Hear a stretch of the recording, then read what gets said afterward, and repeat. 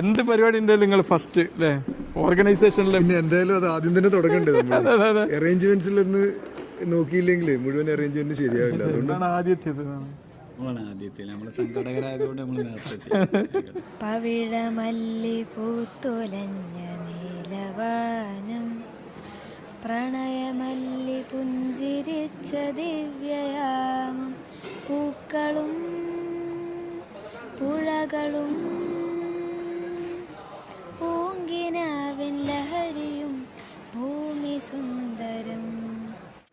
റമദാൻ ആശംസകൾ അഡ്വാൻസ് ആയിട്ട് ഈദ് മുബാറക്. ഒരാഴ്ച കൂടിയല്ലേ ഉള്ളൂ. Happy advance Eid wishes. Eid wishes. High energy man. ഓ നേരത്തെ